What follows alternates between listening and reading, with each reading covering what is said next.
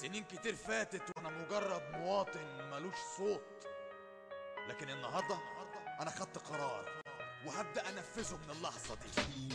قررت اشارك بصوتي في المعارك، مش كل مرة هستنى النتيجة وابقى بارك في المجتمع كذلك. هكون صمام امان، هبقى جزء منه باعتباري صاحب المكان، باعتباري جزء من الوطن وليا فيه حقوق، حق من حقوق وجودي زي الدم في العروق.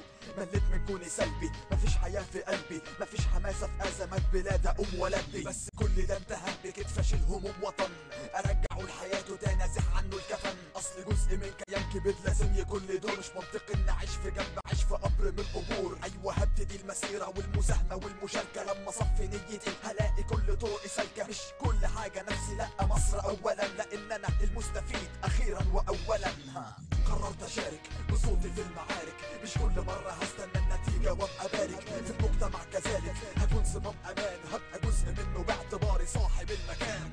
قررت اشارك بصوتي في المعارك، مش كل مرة هستنى النتيجة وابقى بارك في المجتمع كذلك. هكون صمام امان، هبقى جزء منه باعتباري صاحب المكان. ايوه صاحب المكان مهما اختلفت الازمان، انا مش كومبارس او رقم في تعداد السكان. سنين كتير بلادة والفساد بلا هوادة، الوقت وقت الاستفادة من الامل والاستعادة، استعادة الطموح وكلنا نداوي الجروح، ونبتدي بألف قلب يبني ألف روح وروح. لما بيتك يتنكش بتجري توضبه بسرعة، لما تعيا بتجري تشتري الدواء وتاخد جرعة. مستكتر العلاج لبلدك لما تتعطر وتكتفي في كل أزمة بقولة ربنا ستر. شفت ناس بتعتبر بلادها أمها الحنون، وناس كتير بتعتبر ده ضرب من جنون. مهما تختلف ميولك انت جزء من الجسد، وقت شدة الوطن لازم تقف تكون أسد.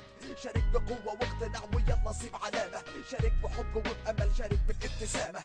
قررت اشارك بصوتي في المعارك، مش كل مرة هستنى النتيجة وابقى بارك في المجتمع كذلك. هكون صمام امان، هبقى جزء منه باعتباري صاحب المكان.